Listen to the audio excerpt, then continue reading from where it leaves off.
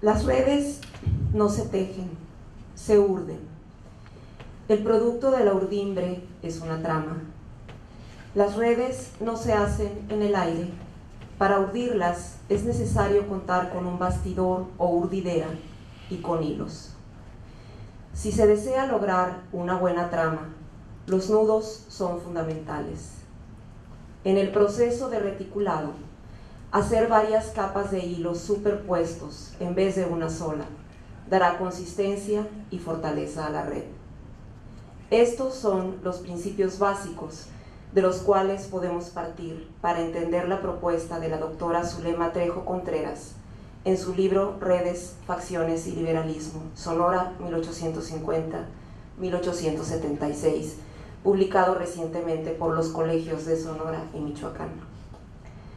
La obra consta de 5 grandes capítulos, subdivididos en pequeños apartados temáticos, además de la introducción y las conclusiones. El libro carece de mapas geográficos, pero posee en cambio, indispensables de hecho, tablas y esquemas que nos permiten entender mejor el comportamiento de las redes y las facciones en la Sonora del ombligo del siglo XIX. En el prólogo, el doctor Antonio Escobar Olmstede señala que es esencial en el conocimiento de nuestras sociedades ver, cito, el funcionamiento de las familias a través de alianzas matrimoniales, de compadrazgo o solamente por medio de aquellas que pudieron ser efímeras. Termina la cita. Esto es lo que hace Zulema, empleando como metodología la detección y análisis de redes. Su objetivo primordial es, cito a Zulema, conocer qué eran las facciones, cómo se conformaron y de qué manera participaron en el cambiante escenario político de la época. Termina la cita. Partiendo de la hipótesis de que las facciones se originaron en las redes de relaciones sociales que dominaban el escenario político de la época estudiada, o más precisa aún, que las facciones se originaron en la fragmentación de las redes sociales. En términos hispanoamericanos, una red es un chinchorro. En el argot de los pescadores locales, un encierre es el acto de capturar un cardumen en alta mar y lo hacen formando un círculo con el chinchorro, el cual varía en longitud, pero puede alcanzar hasta 2000 metros. Acorde a la presa esperada es la luz de malla, es decir, el tamaño de sus cuadros. Con el apoyo de genealogías y prosopografías de personajes clave, denominados aquí personajes guías, en permanente relación con su entorno social, encontramos a lo largo del libro encierres efectivos o endebles, a través de relaciones de parentesco, clientela, paisanaje, negocios, compadrazgo, linaje, señorío y amistad, entre otras. Cada uno de estos vínculos se estableció dependiendo del grado de notabilidad del miembro de la red, con una diferente luz de malla. Domina a lo largo de la investigación de Zulema la red de los Gándara Íñigo Cubillas Aguilar, misma que giraba en torno a la Casa Comercial Íñigo, monopolizadora del comercio y del crédito local. Los apéndices de las redes, aunque no llegan a contener los cardúmenes, son fundamentales en la faena pescadora. Uno de estos extremos, el primero que se arroja, es una especie de ancla de varios picos llamado gramping. Cuando el gramping toca fondo, la embarcación comienza a recular a efecto de que la malla sea arrojada al mar. Terminado esto, la lancha avanza para dejar el tendido de la red y soltar la boya, que es la marca donde debe iniciar el cobro del equipo, es decir, la captura. De este modo, como grampings de la red Gándara Íñigo Cubillas Aguilar, podemos ubicar a los indios ópatas y yaquis. Ambos grupos forman parte de la red en calidad de apéndices coadyuvantes, en vista de que no gozaban de sus privilegios y las demandas que planteaban eran de una naturaleza muy particular, muy étnica. Aunque no forzosamente cuerpos coligados, estos pueblos indígenas hacían acto de presencia como contingentes guerreros para fijar con las élites, a cambio, espacios de negociación. Zulema se pregunta y ofrece hipótesis y respuestas en un constante diálogo con las fuentes, consigo misma y con el lector. Los contenidos y el constante contrapunteo que la autora establece con gran variedad de datos empíricos me ha permitido metaforizar su red social y equipararla a la que se usa en el ámbito pesquero. Me posibilita también determinar que una cosa es la red y la forma como está compuesta, y otra lo que ésta logra contener, es decir, el cobro. Se trata de la parte más pesada en el proceso de captura de peces, ya que los pescadores deben ir desenmayando rápidamente las diferentes piezas atrapadas. Esto obedece a que el equipo va quedando listo para un nuevo lance o tendido. De esta forma, podemos ver cómo algunos miembros componentes de la red dominante suman, guardan, adhieren, controlan, usan, separan, restan, despegan, desapegan y eliminan cuando les es preciso lo que han atrapado, ya fueren individuos o colectivos.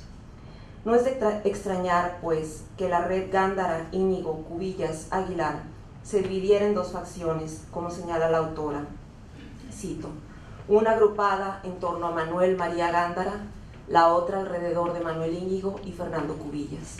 Las facciones gandarista e iñiguista estaban por nacer. En el tendido de relaciones de los notables y dentro de límites constitucionales diversos, era importante determinar con claridad las facultades y los alcances que cada miembro guardaba respecto a los representantes políticos y viceversa. Bajo esta tesitura, de manera diáfana, Trejo reconstruye las atribuciones y el poder que los gobernadores y los miembros del Congreso tuvieron en distintas etapas del período de estudio, 13 en el caso de los primeros, tanto en el plano formal como informal. Fue así como un Ignacio Pesqueira pudo gobernar de manera habitual, y cito a su lema, investido de facultades extraordinarias en los ramos de Hacienda, Guerra y Guardia Nacional. Los apaches, los yaquis o los notables que le hacían oposición le proporcionaban también los motivos para dejar a un lado las disposiciones de 1861 y seguir gobernando bajo los preceptos de la Constitución de 1848, subraya Trejo. Esto significa que había un gran margen de maniobra. Destaca la autora en su análisis la conclusión de una casi nula ilegalidad en las acciones de estos personajes, pues estaban arropados de marcos jurídicos que daban ordenamiento y sostén, vigor y permanencia a sus procederes. Sería interesante que en trabajos futuros Trejo ubicara de forma similar cómo eran los nexos que las élites que conformaban la red dominante y las paralelas tenían con la Iglesia. El rompimiento del orden institucional por parte de las facciones y el papel desempeñado por los indígenas, los pueblos y las haciendas son tópicos que su lema trabaja de forma acuciosa. Para comprender mejor esto, le fue indispensable tener definiciones claras de los conceptos utilizados en la época para referirse a los movimientos sociales en contra del régimen establecido o de las facciones, a saber, asonada, pronunciamiento y levantamiento. La predominancia de una red no implica su perenidad.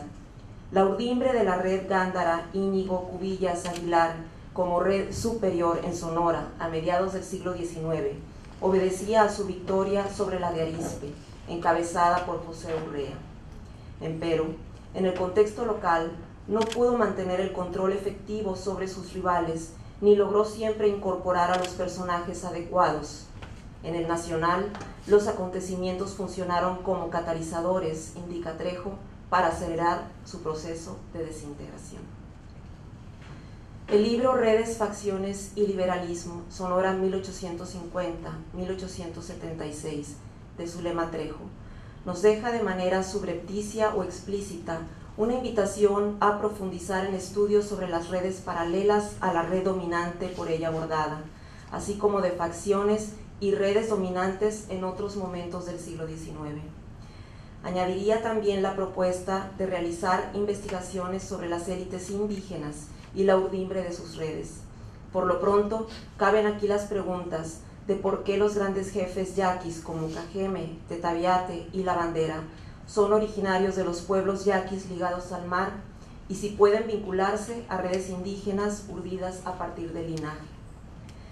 Dejo para el final, aunque no por eso es menos importante, el deseo de expresar mi admiración y cariño por la autora y su trabajo de investigación. Siempre empeñosa e inteligente, Zulema fue mi alumna allá por el 93 y 94 en las aulas del Departamento de Historia de la Universidad de Sonora. Inmediatamente desarrollamos una gran amistad, misma que se mantiene vigente y de hecho se ha fortalecido en todo sentido. En los últimos años hemos trabajado juntas en un proyecto titulado Imaginarios Sociales en Pueblos Indígenas de Sonora 1767-1940 con Doraeli Enríquez y Esperanza Don Juan, avalado por CONACYT, así como en otros proyectos de investigación sobre pueblos indios. Aprovecho pues este momento para refrendar mi gratitud a la autora por la invitación a presentar este libro, pero más agradezco su prodigiosa memoria y sus afanes indagatorios, su amistad incondicional, su ánimo viajero, su ser. La red que Zulema tendió en este profundo y bondadoso océano de la historia de Sonora está recogiendo con alegría abundantes y variados cardúmenes, cuyos peces deben ser llevados a las familias sonorenses obligadas a reconocerse en su pasado. Vamos todos, la mesa está servida.